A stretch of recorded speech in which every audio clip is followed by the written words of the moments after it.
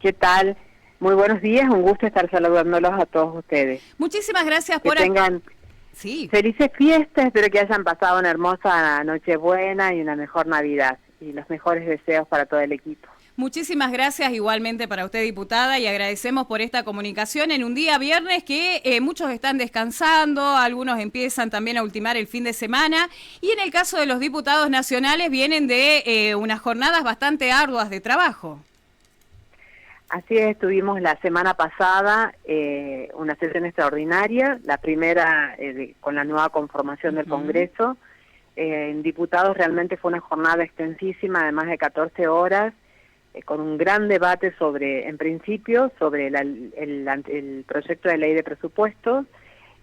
Nosotros como bloque, el bloque de Provincias Unidas, que está integrado por sectores del radicalismo, sectores de Hacemos, que es el partido que lidera Schiaretti, y también diputados de la provincia de Santa Fe, que forman parte de la coalición que lidera el gobernador de Santa Fe, más con la coalición cívica y Encuentro Federal, que integramos el Interbloque Unidos. Nosotros teníamos un dictamen propio, ¿no?, de minoría sobre el presupuesto, porque habíamos objetado algunas cláusulas del presupuesto. En principio, una de las grandes críticas que se le hizo al proyecto de presupuesto que remitió el Poder Ejecutivo Nacional fue la ausencia de incorporación de obras que son estratégicas para las provincias, en el caso de la provincia de Jujuy, de varias rutas nacionales, entre otras la Ruta 34, que para nosotros es central en términos de desarrollo, como lo es también la 52, la 40, una diversidad de rutas nacionales que necesitamos de manera urgente, y que el gobierno provincial que lidera nuestro gobernador Carlos Sabier está garantizándolas. De hecho, lo que se está construyendo de la 34 son con recursos propios de la provincia. Esa fue una de las grandes objeciones, pero también objetamos el de financiamiento de la educación pública, porque se eliminaba un artículo de la Ley de Educación que establece un porcentaje del 9% de obligatoriedad para destinar a la educación pública. También un artículo sobre, ese mismo artículo, que es el artículo 30 del proyecto de presupuesto, ya tiene media sanción Sí. del oficialismo, también derogaba algunos artículos de leyes que son también fundamentales en términos de educación, como el Fondo de Financiamiento de la Ley de Educación Técnica, también el Fondo Nacional de la Defensa, y sobre todo cuestionamos, y fue parte del debate enorme que tuvimos ese día, el artículo 75, que eliminaba las 3 leyes que habían sido leyes estratégicas aprobadas por el Congreso de la Nación después de los vetos presidenciales, que era la Ley de Emergencia Pediátrica, y también la Ley de Discapacidad y de Emergencia por Discapacidad, y la Ley de Financiamiento Universitario.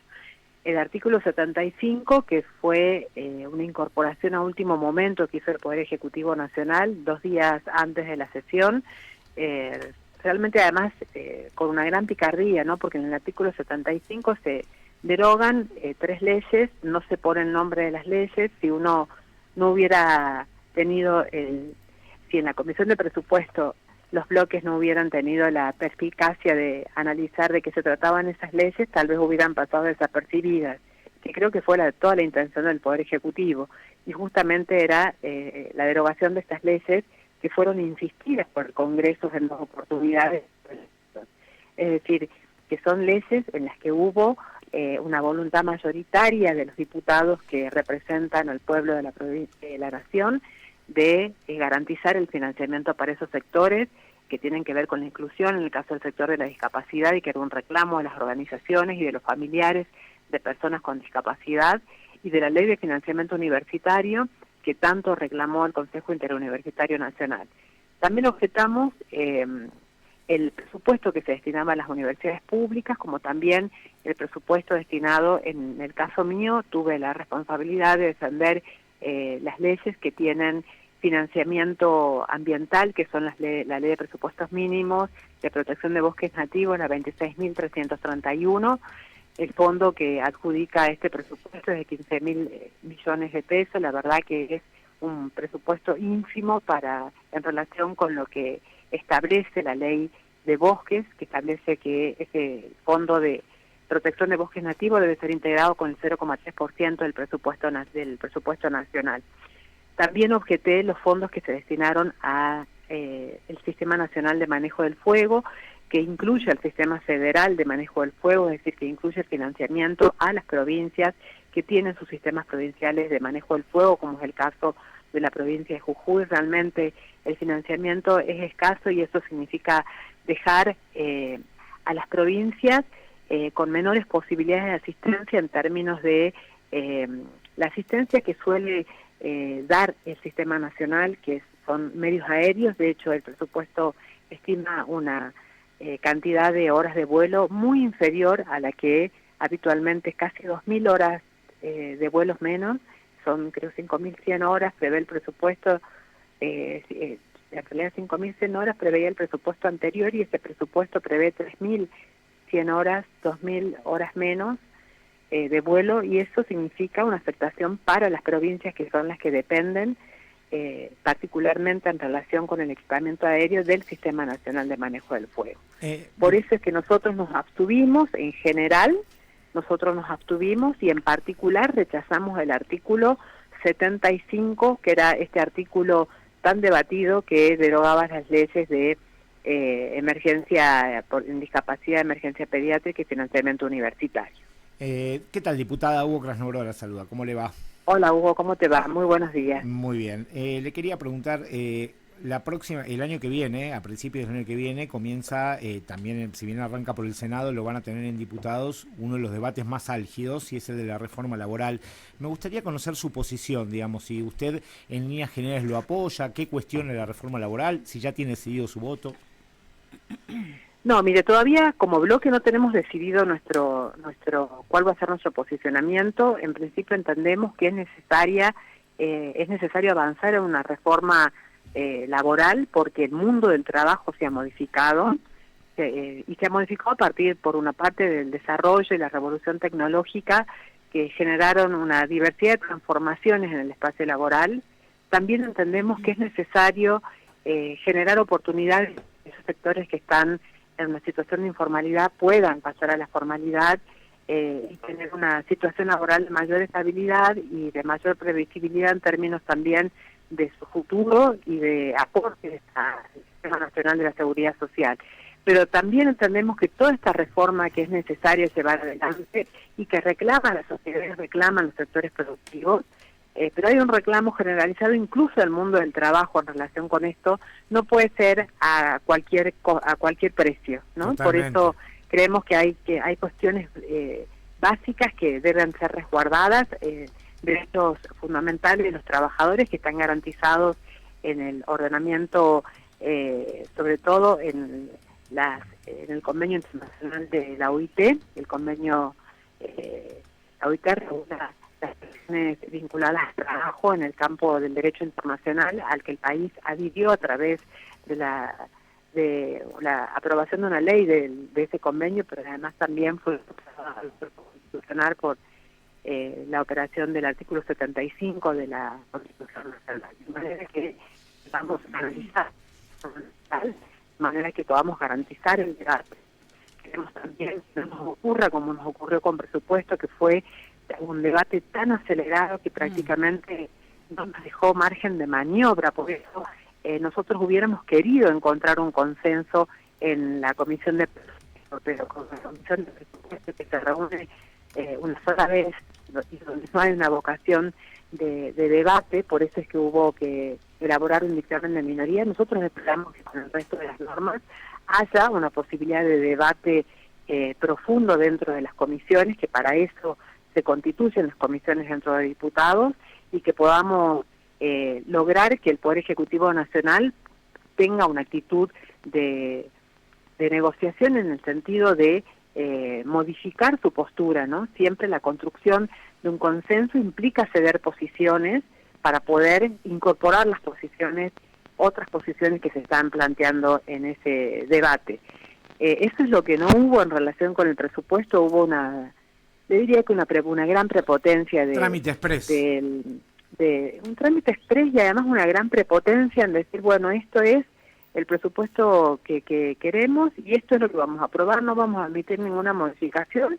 Bueno, y les sucedió lo que les sucedió, ¿no? Porque hoy, si ellos hubieran tenido una vocación de diálogo, tal vez hubiéramos podido consensuar algunas cuestiones, inclusive con el artículo 75, para garantizar, digamos, el equilibrio fiscal, que debe ser garantizado, pero sin la integridad de las personas que más necesitan de la asistencia del Estado, como son las personas con discapacidad, sin sacrificar la universidad pública, que es un motor de desarrollo, de progreso para los pueblos y en particular para los sectores más desaventajados, y sin afectar también la salud pediátrica y sistemas que son tan importantes para los niños de toda la Argentina como son los hospitales nacionales, ¿no? Creo que en febrero, el 10 de febrero, hoy se va a discutir en Senado el presupuesto. No sabemos si es que se va a aprobar tal cual salió de diputados o si va a haber modificaciones nuevamente. Si eso sucede, seguramente seremos convocados para volver a discutir las modificaciones que se planteen. Entiendo que solamente se va a tratar hoy esa ley, no sé, porque hoy iban a hacer es tan express y tan... sí, junto con inocencia fiscal también, ¿no? Inocencia fiscal creo también. que está incorporando inocencia fiscal, sí. Y no sé si están incorporando glaciares, porque ellos habían logrado sacar un dictamen del oficialismo con algunas disidencias. No sé si están incorporando glaciares en la sesión de hoy. No lo sé porque la reunión de labor parlamentaria se realizaba hoy. Y ahí se iba a decidir cuáles son los temas que se trataban. No sé si solo se tratará de presupuestos, incorporar inocencia fiscal, una ley en la que nosotros nos abstuvimos también, porque entendíamos que algunas cuestiones estaban destinadas a facilitar el blanqueo a sectores de la ilegalidad vinculados al narcotráfico, a la trata, y hay algunos otros negocios ilegales. Nos parecía que era una manera de facilitar de alguna manera el blanqueo a esos sectores. Por eso nos abstuvimos nosotros en relación con esa ley. Vamos a ver qué es lo que ocurre hoy en el Senado. El 10 de febrero se van a retomar las discusiones, se va a discutir reforma laboral. Nosotros hasta entonces, tanto como bloque como interbloque, seguramente vamos a tener ya una posición fijada en relación con los diferentes artículos de esta reforma tan amplia que se está planteando. Como insisto, nosotros entendemos que es necesaria una reforma, pero no puede ser a costa de derechos históricos. Es una reforma tan estructural que involucra a tantos sectores, debe también ser una reforma que habilite también las voces dentro del Congreso, los diferentes sectores del mundo del trabajo, del mundo. Y por eso no solo me refiero a los sindicatos, sino también al sector empresario, a la unión industrial, a los diferentes sectores, para que podamos tener una visión de los sectores y poder. Diputada, hay momentos que la perdemos en la comunicación. Entendemos, ¿no?, de que va a ser una jornada en la que todos los ojos van a estar puestos justamente en el Senado de la Nación ante la posibilidad de estos dos escenarios que bien lo marcaba usted, la posibilidad de que se apruebe o también la posibilidad de que haya modificaciones y que vuelva nuevamente a ser convocado como está analizado, ¿no?, reabrir el recinto entre el 29 y el 30 de diciembre, expectantes a todo lo que va a pasar en el día de hoy en la Cámara Alta. Me parece que perdimos... Diputada, ¿está en línea? Sí, la escuchamos entrecortada, María Inés. ¿Nos escucha usted? Yo los escucho perfectamente. Que no me puedan escuchar porque estoy se pierde un poco la señal. Sí, si hay modificaciones en Senado, seguramente el 29 o el 29 o el 30 habrá nuevamente sesión de diputados, porque entiendo que es una ley que el Poder Ejecutivo necesita con urgencia, es una exigencia de los organismos internacionales. Nosotros entendemos la importancia de que el Poder Ejecutivo cuente con un presupuesto. Hace 2 o 3 años que no se discute presupuesto, el último presupuesto fue discutido en diciembre de 2020.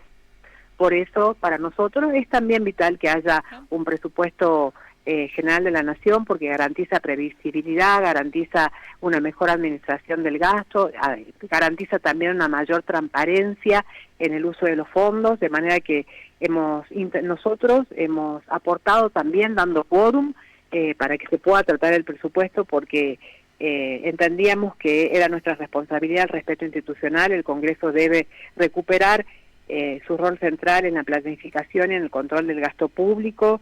Entendemos que debe haber equilibrio fiscal con equilibrio social, que alcanzar el equilibrio no puede implicar el desfinanciamiento de políticas esenciales. Por eso hemos trabajado para que eso suceda. Lamentablemente, como les decía, el oficialismo no ha tenido una vocación de consenso y bueno, sucedió lo que sucedió. Nosotros nos abstuvimos como Provincias Unidas y también como Interbloque Unidos y rechazamos en particular el artículo 75 que derogaba las leyes de emergencia pediátrica, emergencia de discapacidad y la ley de financiamiento universitario.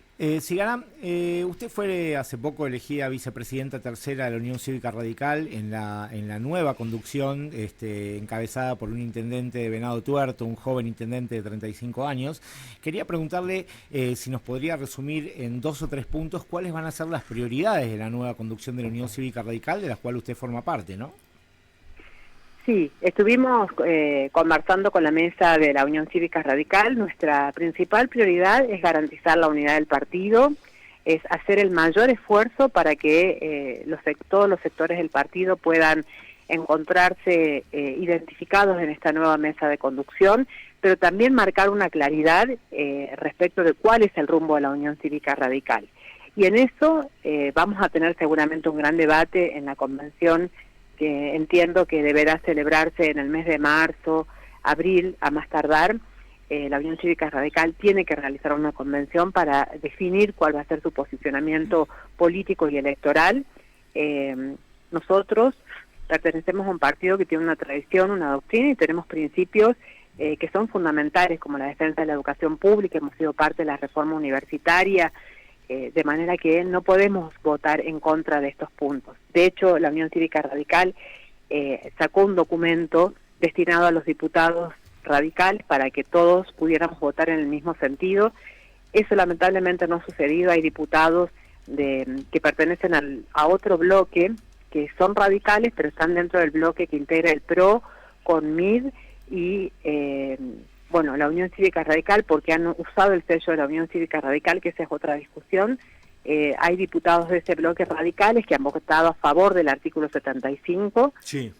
Cuando las disposiciones del partido eran no votar el artículo 75 particularmente, de manera que entiendo que ha habido una situación de alejamiento de la postura política del partido, ¿no? Y bueno, esto me parece que no nos puede seguir pasando. El radicalismo necesita fortalecerse, dar claridad a sus votantes de cuál es su posicionamiento, necesita también responder a las nuevas demandas de la sociedad, porque si bien somos un partido centenario que tenemos una doctrina, también necesitamos reinterpretar esa doctrina a la luz de los nuevos desafíos de esta época, también de las nuevas demandas y requerimientos de generaciones a las que no hemos estado respondiendo, evidentemente. Por eso también hemos tenido el resultado electoral que tuvimos, y en eso tenemos la convicción de que somos un partido de gobierno, que tenemos vocación de poder, que queremos volver a gobernar la Argentina y queremos garantizar la gobernabilidad de nuestros distritos.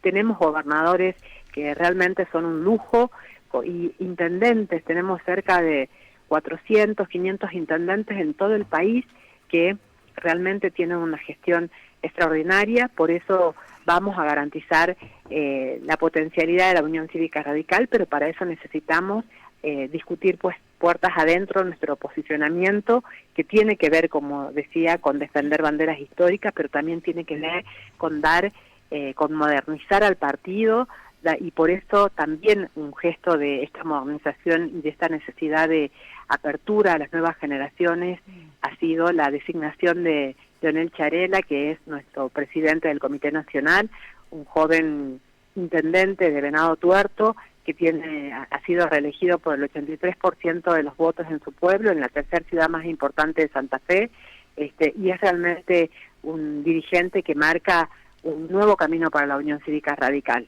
Nuestra vocación es la unidad, pero no es la unidad no es la unidad a costa de los principios ni a costa de los derechos fundamentales de los argentinos.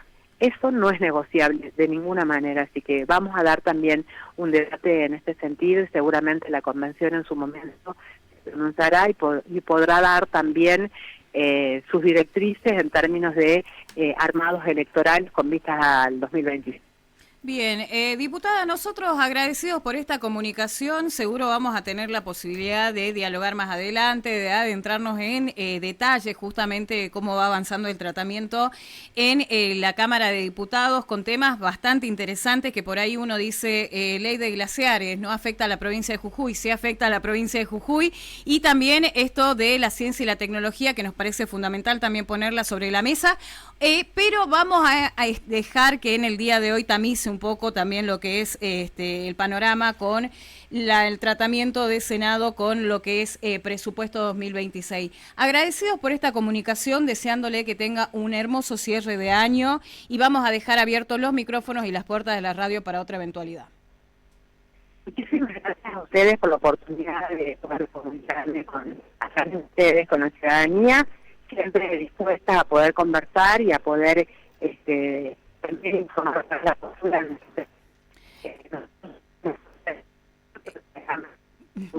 del radicalismo jujeño dentro de la Comisión de Presupuesto, que es el diputado Grisosi, que ha participado activamente dentro de las discusiones sobre este tema.